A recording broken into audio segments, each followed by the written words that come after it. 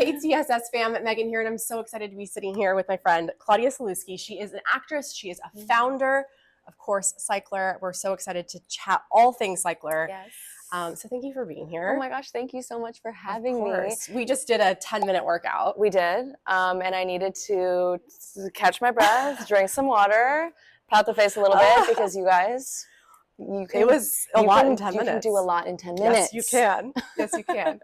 So I met you probably about a year ago. And it's been so amazing to see in the last year your evolution as a founder, as an actress. Like, you've really had an amazing year. And I'm so excited to watch that journey unfold for you. Thank you so much. Congratulations.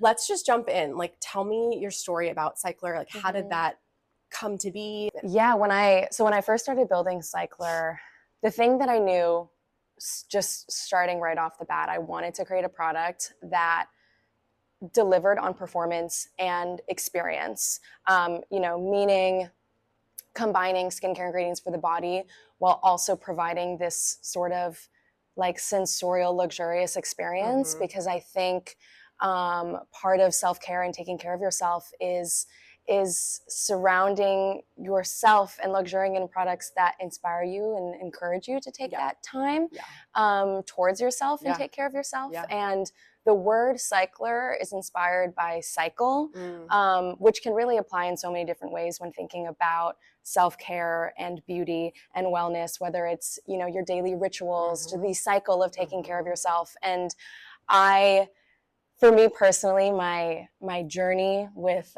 self-care it's always evolving and we've come a long way. I've spent most of my life, I would say, overextending myself by people pleasing and just sort of meeting. I think part of it, I can point to so many reasons why, whether it's just the way that I grew up or also like being a woman in society and feeling that need to take care of others and put others before yourself. And it wasn't until I started building Cyklar that it sort of clicked for me that in order to take care of others, you truly have to take care of yourself first. And so that was sort of the meaning. It kind of came full circle to me as I was building this product that inspired and encouraged me to do that very thing.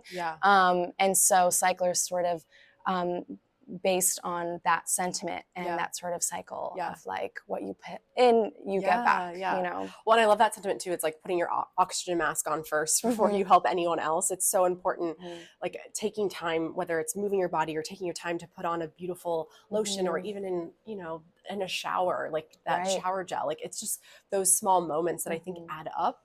Yes, both physically, but also mentally and spiritually, and getting in touch with your body and having that relationship with yourself is so important. I feel like that just trickles into the rest of your life, whether you're a mother, an entrepreneur, a sister, a best friend, all of these things. That is how you can help to show up as like your best self. That sounds really cliche to say, but it's so true. So that is sort of the mission and goal of Cyklar, is just creating products that get you excited to do that. When I was telling you too, I have your body wash. What's the name of the red bottle? That's Naked Neroli. Naked Neroli. It's stunning. It's in my shower right now. And there is something about that bottle and that experience with the gel. It really feels luxurious. And I don't know, you guys have really done such a beautiful job with that. I appreciate that. Thank you. And I really wanted to, I guess, like check off all of those different buckets, right? How does the formula feel? What ingredients are in it? What is it doing for your skin? What does it smell like? What is the feel of the pump of the bottle? All of these things kind of add up to this sensorial experience. And so I didn't want to overlook any of those areas. So I appreciate you saying that. No, it's so good. Talk to me, as a business owner, like, I feel like there's so many things I wish I knew before I got started. So what are some things for you? Okay. I think the biggest is put it out, perfect it later. Ooh, yes. Right? I just think we can get so stuck in trying to envision this perfect goal, this perfect product, this perfect end result.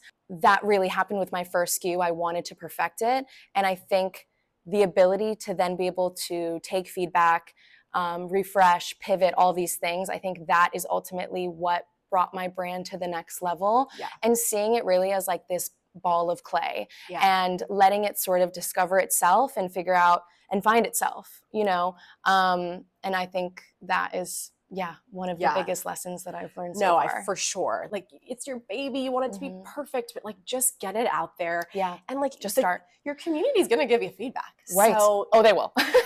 And that's Good great. and bad, it's a direct line to your consumer. And so just Yeah. making sure then you can pivot along the way and be fluid. And I love that analogy of the clay too. It's so great. Totally. And I think this also applies to truly like any sort of like creation or art form of any kind. Yeah. For anyone watching, like that definitely applies to any sort of content creation, getting yourself out there in any sort of fashion. If you're wanting to do public speaking or start teaching a class, whatever, like you will find your formula and you will find your way as you're doing it oftentimes. Don't you find people are always like, how do you talk to the camera? I'm like, it's still awkward, but I'm just doing it repeat, right? Yeah. And like that consistency of practicing. I mean, sometimes it's awkward, but you just do it, you know? You practice. Yep. And definitely I think with content creation and like you're saying, speaking on camera, the more comfortable you are, the more of just your authentic self comes out. And that ultimately is like the most important thing, I think, in this world of social media and just so much content existing out there. I think what separates you the most is what makes you you. Yeah, you know, for sure. Yeah. Okay, so talk to me about like best and worst advice you've been given as a business owner. Or even just, or whatever, content creator, business owner, like best and worst. Okay. The best advice I think I've ever received is, and this is something that like admittedly I think I didn't apply for a while because it's hard. So I would say, if you don't know what a word means, if you have a question or if you feel unsure about something, bring it up, ask the question, address it immediately. That will save you so much time and money when building a business. I think the reason that can feel so uncomfortable is because we, you know, at least for me personally speaking, like one of my biggest fears is feeling unintelligent or naive or inexperienced. And yes, of course I'm inexperienced. This was my first time, you know, tackling this. And I think the sooner you realize that like being curious and asking those questions and then having more context, that will garner respect. But intuitively, we think it's the opposite. We think, you know, if I just pretend like I know what I'm doing, and I've been doing this for a long time, like it's so the opposite. So that's definitely a piece of advice that I have really continued to ingrain and remind myself, because that's going to be for the rest of your life, you know? I'm like constantly, I'm like, can you explain that, please? Yeah. And it's empowering too, because then you're like, that's what it means. But also, if you have the question, there probably means like multiple people in the room have the same question. It. Exactly. That's And what an opportunity to be able to speak for, anyone else in the room that is like, wait, is this normal? Is this, you know, are we doing this right? So one of the worst pieces of advice, I'm not even sure if someone has personally given this advice to me. It maybe was just more of an assumption that I sort of had before starting Cyklar, but just the idea of needing to create sort of like lavish and flashy events, or, you know, super like crazy PR and stuff. Like I think oftentimes we see brands that, you know, maybe have more budget and can do that, and thinking, oh gosh, I need to do that, and I need to be there to really say something with my brand. And I've just found that the most important thing, your biggest priority in the beginning, should just be getting the product in people's hands, you know? And so when I think about my first mailers for my body cream, like it was just in a box with a jar, you know, just brown paper for protection and a little card, you know, and that's fine, you know? And eventually when your brand does gain more footing and you can host, you know, events and dinners, those are great, because building in-person community is wonderful. But I think nurturing that online community and just getting product in hands, so much more important than trying to create something that from the outside looks like oh my gosh, they're big, they're killing it, all these things. Yeah. Because that stuff It's expensive. It's expensive. It costs a lot of money. I don't think people realize how expensive it is. And I feel the same way. I feel like it's a lot of like smoke and mirrors. We're like, oh, this brand is killing it. But like, I don't know financially if that's like probably the most responsible way to use in those early years. 100%. Especially if you're a startup. Like, yeah, it's like get the product into the community's hand, get that feedback, iterate, keep moving. Yeah. And eventually, hopefully the fun PR and events happen. Exactly. And that's fun and like a wonderful position to be in. And still, even right now, Cyklar is still very, very new. It's this ball of clay that I'm navigating, but I'm now starting to like really get to have fun with planning those sorts of things. And still then, like for my latest launch, I had just like a little party and we rented out a space, and even that, like we had a sign and we had a cocktail menu and some matches, and from there it's like it doesn't have to be this big extravagant thing. It's just about bringing people together and getting to meet the faces of people that you've been creating relationships with online, and just having those conversations. Well, that's a perfect segue for my next question, because I feel like you are an OG beauty influencer, especially on YouTube. So how has that helped you navigate Cyklar? Has that helped you? I mean, obviously you've built such a beautiful online community. Talk to me about that. It's been the biggest blessing. I think in every sort of facet, like from exactly like what you're saying, building an online community that trusts, the advice I give or the products that I recommend. I think also on more kind of brand influencer side, being exposed to so many different brands, getting to try out brands, meeting brand founders before I was a founder myself, and also being able to watch the growth and evolution of brands that I look up to as well, because I've just been in this space for so long. I think kind of navigating like, what do I want to do here and how do I want to go about this, and the content that I want to create. I've been creating content for just in general in the beauty space and for other brands for so long now that I have been able to sort of build like my own version of like, how do I introduce a product? How do I talk about a product? Just, we're getting granular here, but like, is it talking about it versus showing footage of trying it on versus, all these sorts of things. I feel like these are all tools that I've really been able to pick up along the way and sort of like understand my version of that language, I mean, I think creators who then build businesses have such a little bit of an advantage because we've built a community, but you also know how to create content and you know what your community resonates with. Totally. You're taking that information and then you can iterate on your own product. And I just think also, I don't know how you feel, but like we're seeing a lot of PR and mailers. We see what works, but I felt like I have learned a lot along the way just from how other brands, like you said, have done it and what maybe has resonated with me in a launch, right? Like in a PR package, what makes me get excited as an influencer to get something and want to talk about it. So I think that's amazing. Let's chat favorite product or favorite launch that you've done, which I know is hard to pick. Oh yeah, that's like picking like a favorite child. I assume I'm not a mother yet. We can say my two dogs, picking a favorite dog. Yeah, there you go. Oh gosh. I mean, I would say, I think this is so hard. Okay, I will say launching the perfume oils has felt really special because to get to introduce a new category has been both a little terrifying, I think, just because the format is maybe a little different than what's popular right now. Within the fragrance space, I feel like body mists, EVPs are just beloved and massive, like a eau de parfum, like a spray. Yes. And no, see, you asked the question. I am pretty good at asking questions. And I felt when approaching fragrance with Cyklar, I thought that roll-on perfume oils would be maybe like a more interesting story and felt very aligned with my goal with Cyklar, which really is to get in touch with your body. The format itself involves touch. It involves, rolling these oils on your pulse points from your ankles all the way to, the back behind your ears, your neck, and everywhere in between. Anywhere that your body is like radiating heat is where these oils really bloom, right? And so I think that has been like both of course, like a little nerve-wracking to see, you know, what the reaction would be, knowing that this is a format that's maybe not as popular at this very moment, but I felt that it was very true to the brand, and an interesting way to kind of expand on the skincare story and the fragrance layering story of it all. And so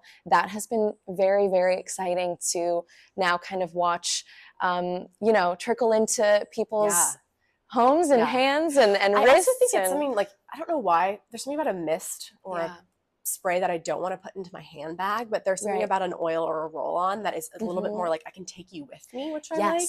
And that's been fun too, because thus far everything I've created and built is meant for the bedroom or the bathroom, you know, at home. And this is the first product that is encouraged to, take with you, throw in your bag, your clutch. It's the cutest, tiniest little bottle. And I think that also has been so exciting. We have a lot of listeners who have their own businesses. Maybe they have dreams of being entrepreneurs. What would you tell them about getting started? Getting started can be, I mean, it's the first jump, right? So there was certainly a ton of fear, a ton of unknown. I would say, looking back now, self-funding my first launch was the scariest decision I've ever made, but it turned out to be one of the best. I would say if you have the means and you have the time to be able to bootstrap and do as much of it yourself as possible, for starters, you're going to learn so much firsthand about what building a business requires. And if you can do that, I definitely recommend it. And on the flip side, if you have the opportunity to launch a brand with a co-founder, a partner, an investor, I think making sure that the two of you are aligned on, you know, where this brand will go, what it could turn into. Of course, there's an element of unknown because the brand really sort of starts to speak for itself once it's out there and you're starting to gain feedback and it starts becoming something different. But having those first early conversations to build that foundation of trust is really, really important. It's like a marriage, right? It's a marriage, and it's, at the end of the day, like, it's a people job. Like, you're going to be speaking with your team and your partner every single day, on holidays, on weekends, you know, because a business never stops. And so it's, you know, whichever kind of approach you take on, just being really careful and thoughtful with those decisions. I love that piece of advice, and I completely agree. If you have the means to bootstrap, absolutely do it, because you are going to learn every aspect of the business, which I think as a founder you need to do. And you need to know what all of those roles entail. I also think too, like, if you can start it as a side hustle and allow it to involve, like, to develop without having so much pressure on that, like to be financially successful. And also, there is nothing wrong with starting small. I launched with one SKU and it gave me the opportunity to learn so much. And at that time, I was doing all the customer support emails. I was processing returns in my home, and doing all the social media. I was in New York with my sliders in my oven, fulfilling them because I had no space. So I love that you were doing that. And there are so many hats that you have to wear, bringing it back to starting small and having one SKU. It was stressful, but in those early stages, I was making it work and it was manageable. My boyfriend would maybe say otherwise. He's like, why haven't you hired you know, someone to help you with emails? But I think if you're going to bootstrap it, there's nothing wrong with starting small, because as you go, you're going to discover all of the sort of different pockets and areas of the business that need as much tender love and care as the exciting bits and the pieces that people see on the outside. But internally, there's so much that needs to be stable and operating and, you know, happening in a timely, orderly fashion. And so starting small, if you can do it yourself, absolutely. It is so empowering and gives you the opportunity to then really choose those next chapters. And then on the flip, just making sure that you're partnering with the right people that you get along with and trust. I love that piece of advice. Talk to me through, like, your day to day. I feel like you do so much. Your life looks very glamorous, but you're also like, you're a business owner, you're an actress, you're a content creator. Like, what does your day-to-day look like? How are you managing all of those things? Okay, I will say, anything you're seeing on social media, it's the highlights, baby. Yeah, it's the highlights. We know this. This Yes. is not, this is not a mystery to anyone. I think everything is kind of push and pull. Life comes in seasons. There are times that are crazy and hectic and busier, and there are times that are slower. And sometimes when one thing needs more time and the other thing can sort of fall back a little bit. But at this moment, looking at sort of the day to day, it's a lot of time on the computer. It's a lot of time in the office and a lot of time with my dogs and self-taping. It's that. It's the non-sexy things that maybe people don't see. Exactly. Like the day-to-day actually feels so repetitive and mundane. And when looking at sort of my relationship to like what I post online, I think I try to show, at least on my YouTube channel, like a bit of everything. You can only show so much of like the same breakfast that you make every single day, or you sitting like at the computer being like, I'm editing I'm still here. 10,000 steps are not happening today. You need a walking treadmill. Have you ever done that? Right. No, I need to do that. Well, That's you have to put the speed at like 0.05. Like it's like the slowest thing ever. I have this weird thing. So I have a treadmill, not a walking one, but like a regular one, but I got like an acrylic desk to try to do that. But when I'm editing, I have to be I don't know what it is. Maybe I'm just like you need to concentrate on. I need to concentrate. Like the walking and bouncing, I'm like, no, I need to be able to fine tune the brightness and the settings and everything. By the way, I used to have that set up right here, and then I just folded it and put it over. You guys can't see, but on the other side. And my husband, after like 4 months of it just sitting there, was like, this is not working anymore. Because if it's not out, I just don't use it. So you also need the space to do it. Definitely. Is there anything that we didn't touch on that you want people to know about Cyklar, or as a founder, your life? She's like the nicest, like even keeled, chill person. I don't know. And you're like also the most like creative, aspirational. Very sweet. I think Thank you live a very... That's very sweet of you to say. You know what I was about to do? I was about to flip it back on you and be like, so Megan, do you have any secret hidden talents? I have my only talent is teaching fitness. No, you're so good at it. I don't know. I just started taking adult ballet classes again. Oh my gosh, yes. I've been seeing I grew up as a dancer, and that's been really nice to like kind of touch back into like who I was as a kid. Is there anything that you like grew up doing that you don't do anymore that you would...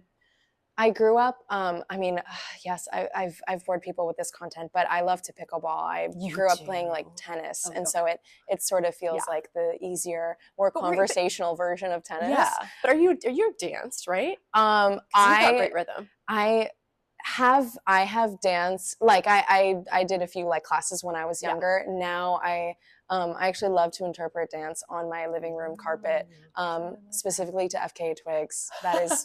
That is my jam. You know what my version of that is now with 2 children? We have dance parties, and we do it to Let It Go over and over over again. Just on repeat. And by the way, my Aura ring is always like, did you work out for 15 minutes? I'm like, yes, I did. Let it go. I did. That's amazing. Well, thank you so much for being here. Oh, thank you for being so inspiring. And I'm just so excited to continue to watch your journey. I feel the same way about you, and just really appreciate your company today, and you have I'm honored. This is an honor. I'm honored. Let us know if you listen to this chat. Find us on social. Again, where can we find you? At Claudia Sulewski and at Cyklar Official. At Megan Roop at the Sculpt Society, and we'll see you next time, fam. Bye, friends. Bye. Hello. And hi. 2 more right here. And stand. Yes, nice, Claudia. Find that front heel as you drop it down. A little bit faster. It's up. Reach across and around. Wiggle toes, pulse it out for 8, 7, 6. Oh yes. Did you feel that? Yeah, I felt that.